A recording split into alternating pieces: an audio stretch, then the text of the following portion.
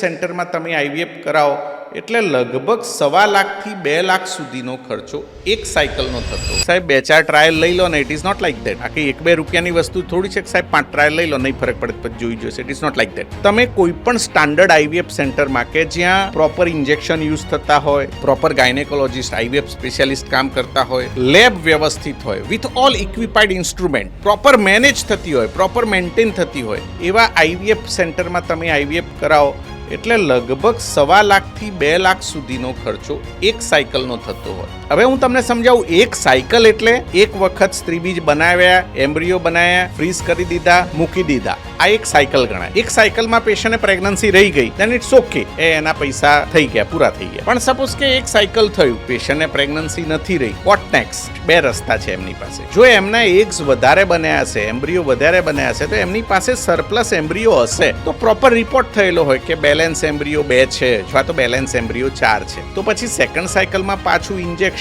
ને બધું ના આવે, ફક્ત ટ્રાન્સફર કરવાની એની જ મેડિસિન આવે. એટલે ઓલમોસ્ટ એવું કહેવાય કે 30,000 to 50,000 ચાર્જ થાય, ઘણો ઓછો થઈ જાય. એટલે જો બેલેન્સ એમ્બ્રિયો છે તો બીજું સાયકલ તમારું આટલામાં પતી જવાનું છે. પણ બેલેન્સ એમ્બ્રિયો નથી, તમારી ઉંમર વધારે છે, એક રિઝર્વ ઓછો છે, તો ઓબ્વિયસલી જે હતા એ વપરાઈ ગયા છે, તો અગેઇન ફરીથી પાછો સેમ પ્રોસેસ થાય. પણ એમાં સેકન્ડ સાયકલ કરવાનું છે તો અમે થોડું પેશન્ટને હેલ્પ કરતા હોઈએ છીએ કે અમારા ચાર્જીસ થોડા ઓછા થાય. એ બધું અમે પેશન્ટને અમારી રીતે જેટલી હેલ્પ થતી હોય એટલી કરતા હોઈએ છીએ.